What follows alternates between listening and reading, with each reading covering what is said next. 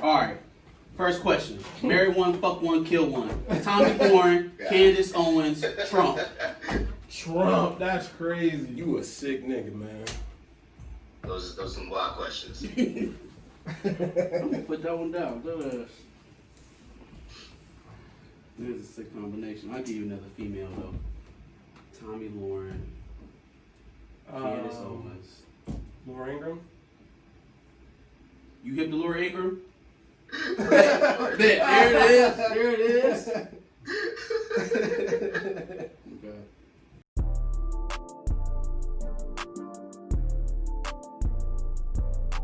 When we decided to come up with the Song of the Week idea, Reem was quick to provide a person who could give us a dope track on the fly.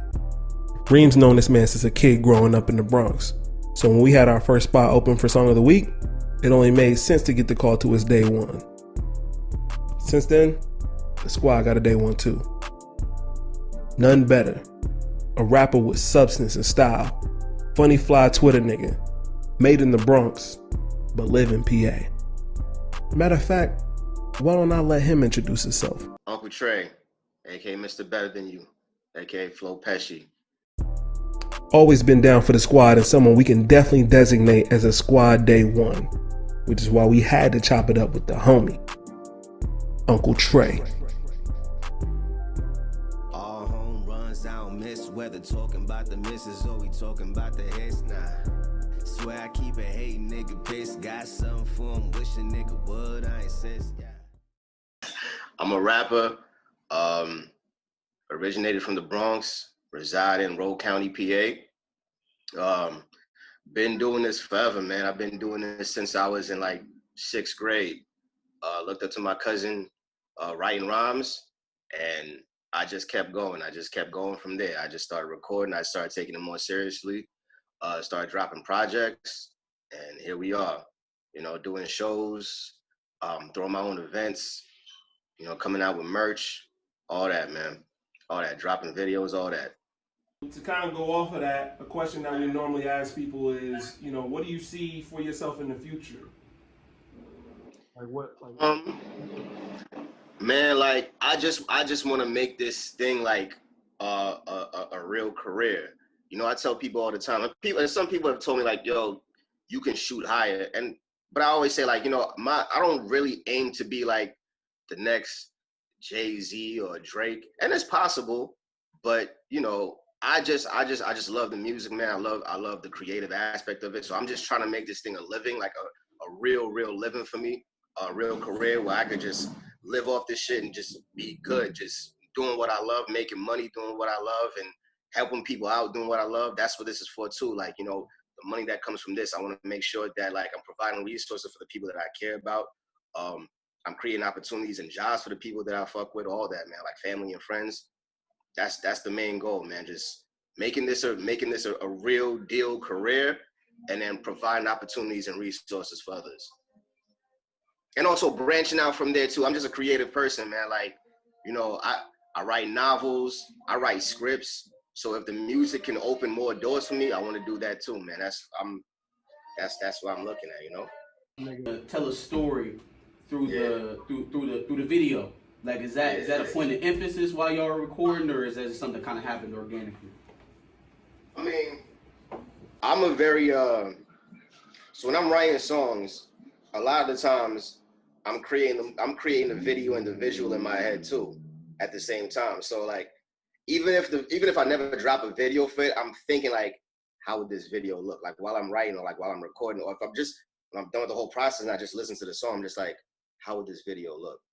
So I got a million video ideas, and none of them just involve me, you know, and that's not to like take shots at anybody, but like none of them involve me like just being outside with a whole bunch of like niggas and guns out for no reason. That's not me either. Like niggas who know me know that's not me for real. Like, and it's not me to just, you know, record some random place, like, you know, niggas do the basic train tracks shit and just record a video. Like that's not me either. Like niggas budgets is not crazy, but whatever I could do to like show that creativity and give niggas, you know, fire visuals, give you something. Like the song is great, but like the video sometimes is what really draws people in, you know what I'm saying? So whatever I can do, and the way my brain works is crazy. So I'm gonna drop a video for some shit, think I'm just gonna have like a bunch of probably chicks in there shaking ass or doing something, but like, nah, I got a whole storyline in my head. Like, I'm not with the basic regular shit. Sometimes, like, sometimes like regular shit calls for,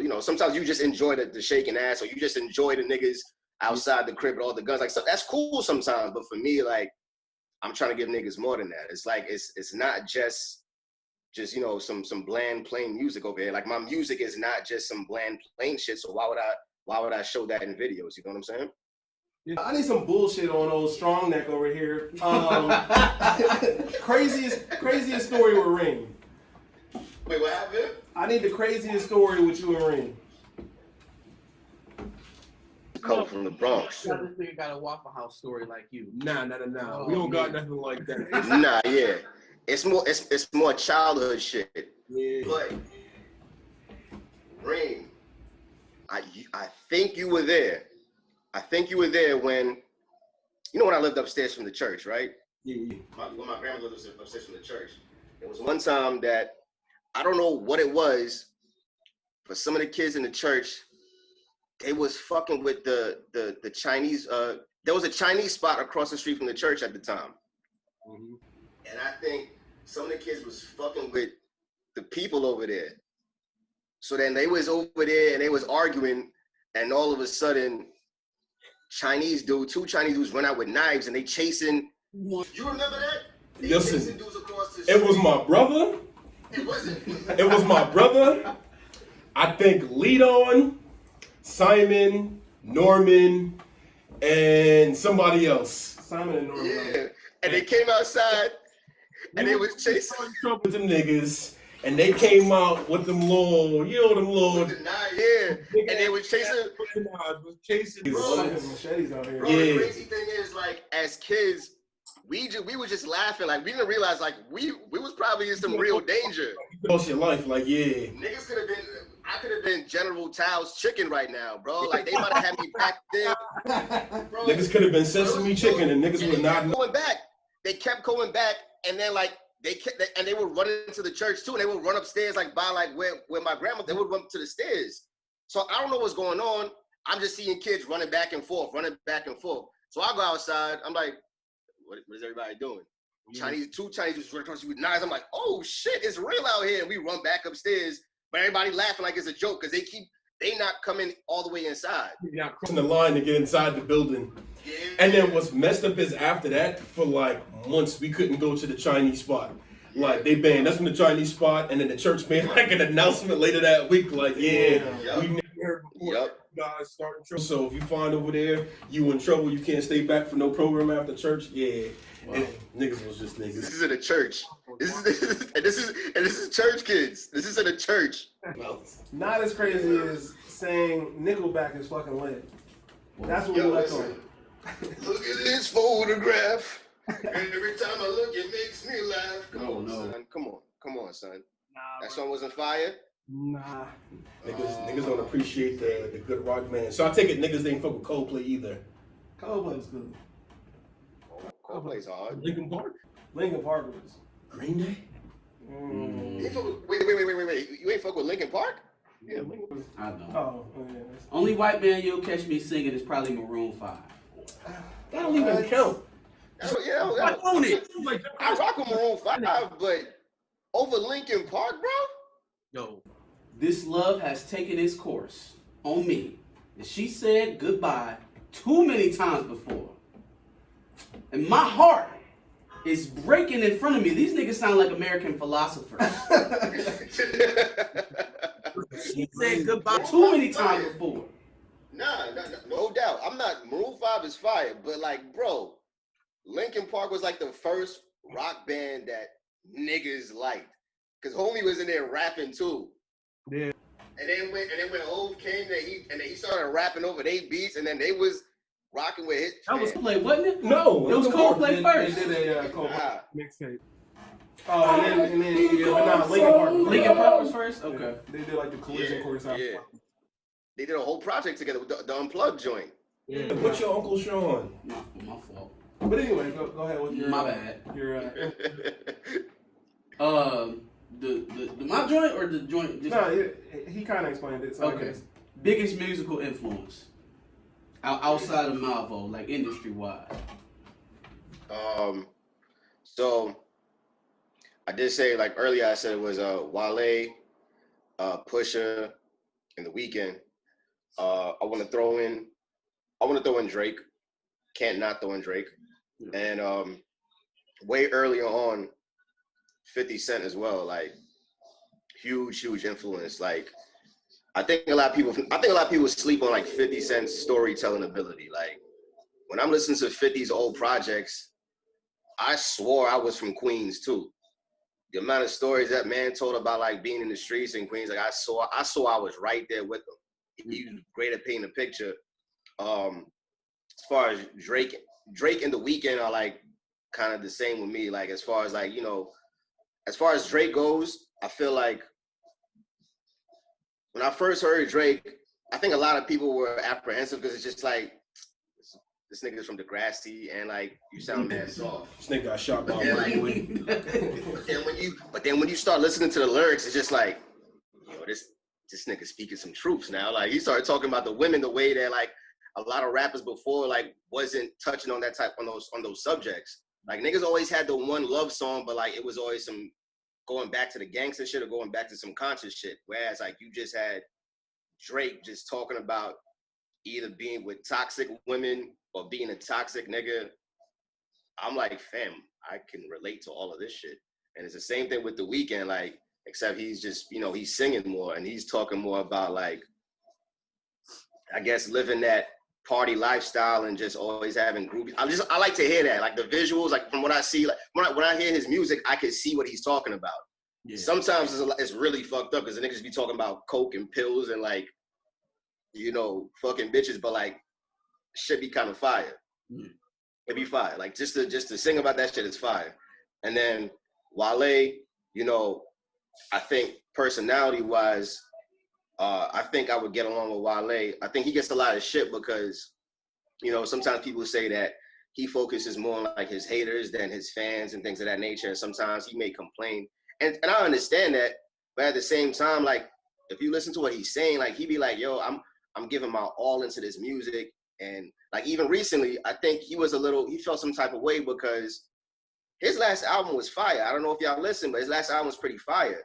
And then like the BET Awards, like, and that's not to say niggas don't deserve shit. Like they just gave the shit to like Roddy and the Baby and Lil Baby and some of these people. And it's just like, y'all always ask for like a certain type of content in the music.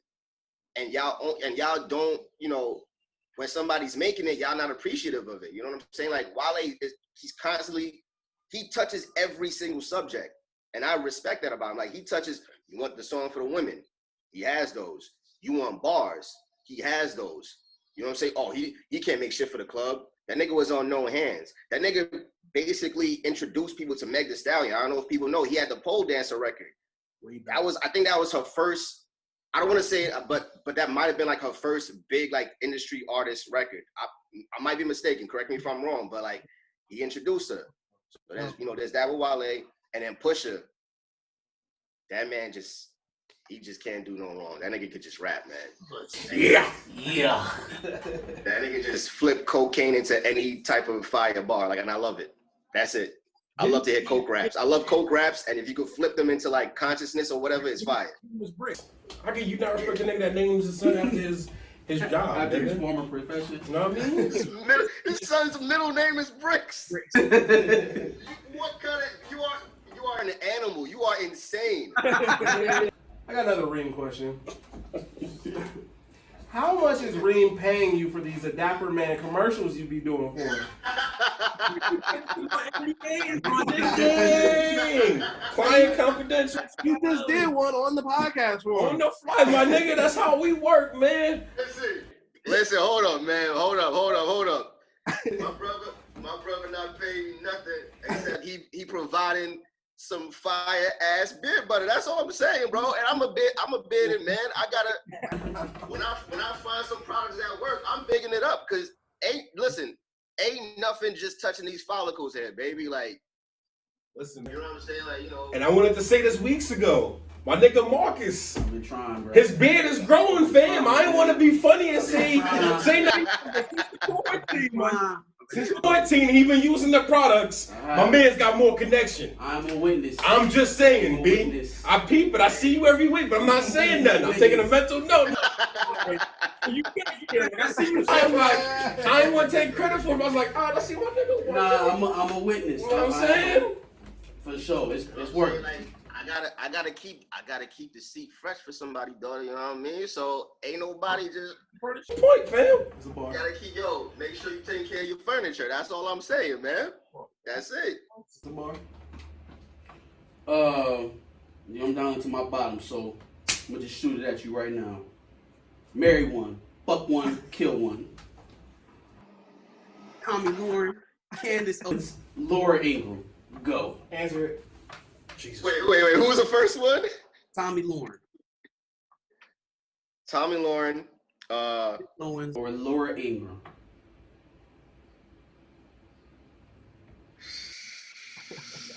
This is a nasty question. These are some nasty questions. Hey, I hope let you know that. took Trump out of the equation. I will let you know that. That's crazy. Is it Tommy Lauren? Who? Tommy Lauren, Candace Owens, Laura Ingram.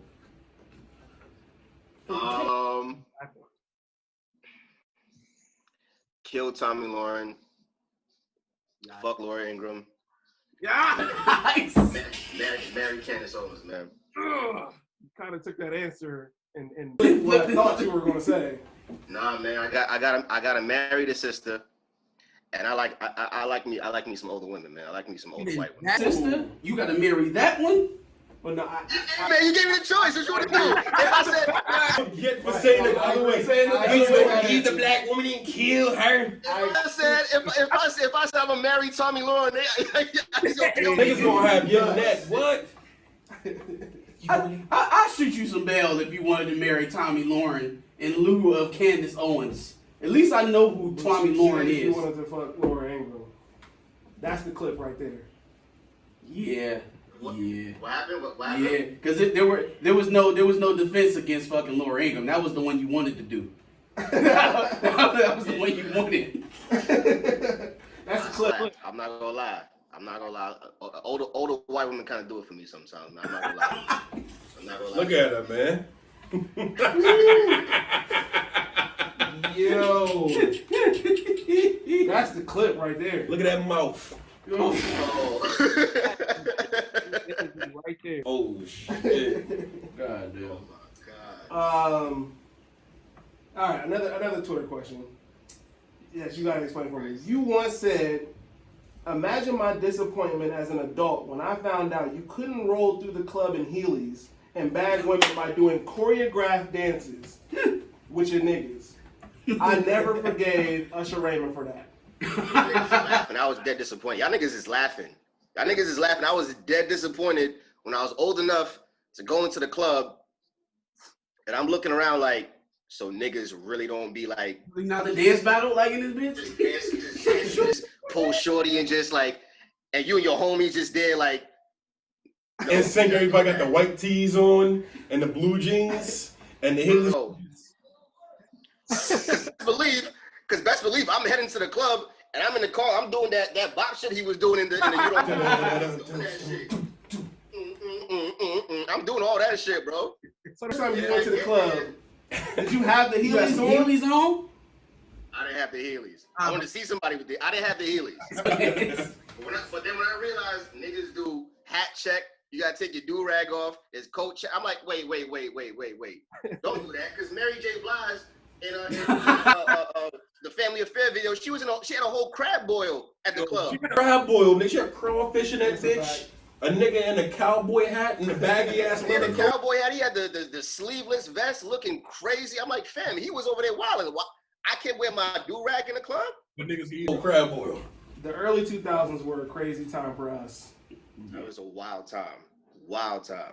Niggas lied to me my entire child, bro. Y'all niggas is laughing. I was disappointed as hell, man. I was dead serious. Dead serious. Oh, shit. Disappointment. Was that all you had? Yeah, that's it. I was going to try to do something where I try to figure out what drink is your go-to drink, but then you pulled up with that Japanese shit, and I don't know if I can do it. What's your drink? I mean, this is not my go-to drink. This is just this is a light flex. It tastes like ass, but real quick, I'm gonna tell y'all. So this shit is a healthy drink, number one. That's the Chinese herbal wine. It's called Tiger Bone. Drinking. Yeah. I didn't want to say I didn't know if niggas was gonna say the podcast name. I didn't want to do all that, but yeah, I saw it on that, so I was like, all right, let me just try it, because I see Nori and EFN getting lit off this shit. Tried it. Tastes like ass, but it's supposed to be good for you. Also, this shit is like an aphrodisiac, so you drinking it with wifey. That's a lion cage right there. I'm just saying, you drink this, you pop the maca root, and then you drink this with the maca root. If you wanna pop some horny goat weed, your night is lit. Niggas all the fucking aphrodisiacs out here. What is oyster? Hey, man. Is aphrodisiac. Strawberries, Dark chocolate. dark chocolate. Dark chocolate, yeah. All that. Set up a plate. But This nigga about to scheme. You about to make her smoothie. Set up a plate. This nigga about to make it. Look kind of thirsty sip this. Go ahead, drink that. A little dark chocolate shake for you. Hell no. yeah, man. I'm about to take a shot of shit right now. Hold up. Oh. Shit. When you come back in 9 months with a seed, fam, you know why. Oh, Yeah, man, that shit strong as hell. that face on lets me know how I want to know. Yikes, yeah. Nah, you should try it, bro. That's Try it. We doing a clip where we Nigga just almost sucked his lips through the back of his head talking about try it. Oh, my nigga is cool. Try that shit. He still making face. Oh shit. But all right? You talk a lot about drinking. So what's the go-to drink? It's got to be cognac. You seem like a cognac type nigga. I'm a Jameson type nigga, actually. There it is, whiskey. All right. I'm a Jameson type nigga. I also like tequila. Okay. If I'm out, I rather drink tequila. But if I'm just kicking it, my first go-to is the JMO. I know niggas be wanting to drink like the Henny and all that shit, and Henny cool, but I think Henny a little overrated, if you ask me. I'm just saying. Henny is the drink to get drunk drink. Yes. Yeah, Like- get you where you need to go fast. Chilling anywhere on See, you're not chilling nowhere. Unless you about to rob somebody. You about to fight. That's the people about to fight. That's the people about to fight. Like, you drink that bitch, like, all right, then you start shadow boxing in the mirror, like, all right, let's go drag these niggas. Like, You know what's another fighting drink, bro? E&J. And I haven't touched E&J in years. Wow. Yeah, it's been a long I ass haven't time. even heard somebody. E&J, that's a wild drink. I remember the last time I drank that, I was just like, yo, I'm about to go on the block and just start fighting niggas for no reason. What's up? Next nigga say something crazy. nigga in the middle of the street with his wife beat on, just swinging at Just outside, just who want that? it like Creed and shit. What up, nigga? Who want it? Oh, Yeah, shit. the whole time I'm in the suburbs, like, Tremaine, get your ass back inside, man. What you doing? Back in the goddamn house, put your sweater Why on. you like a deer, bro? What are you doing? What are you doing? Nigga fight Bambi. Hell no. The niggas will fuck you up. Dear. Deer will fuck you up. Don't sleep on Bambi. Bambi will beat your ass. I've seen some videos. Them niggas do not play, bro. You get too close to them and they on some shit. And it's mating season. Them niggas will stomp you the fuck out, fam. Brand. Don't run up on him. Yeah, I said, I don't feel a horny. Wish I should have got with a horny. Oh shit. Actual question this time. Like, as far as influences go, like, how much did growing up in the Bronx play an influence in some of your music now? It brings, like, if I talk about, like, childhood experiences, elementary experiences in church, Raymond shit. I I talk about it a little bit, but you know, realistically speaking, I moved to PA in like 6th grade.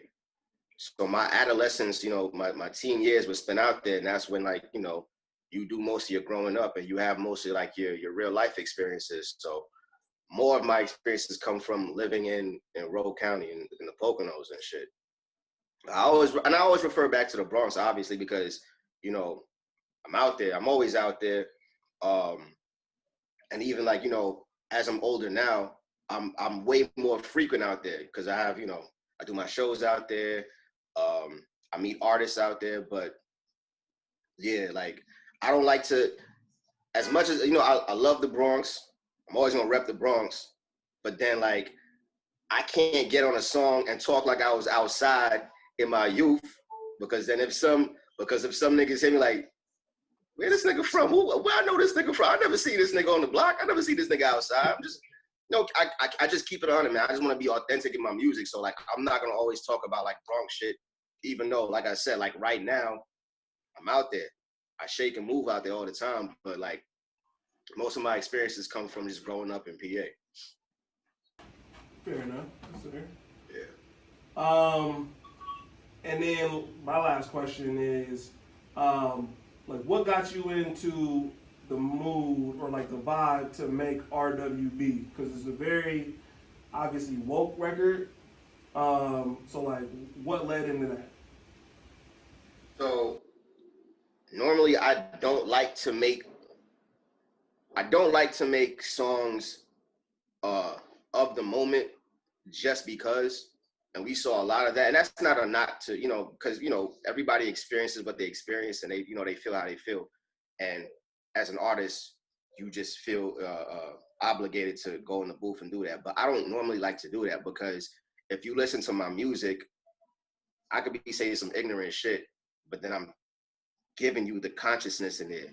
Like my man's be telling me, he'd be like, yo, you definitely be throwing like, you be throwing the vegetables in with the junk food.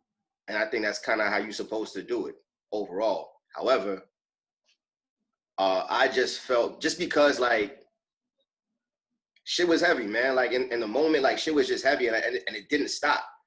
People thought it was just gonna be a moment. It's like, all right, y'all gonna stop marching in a week. That's what people always say. Like, oh, they gonna stop. But like, it's been an ongoing thing, and especially just sitting down in the crib and, you know, not being out and about.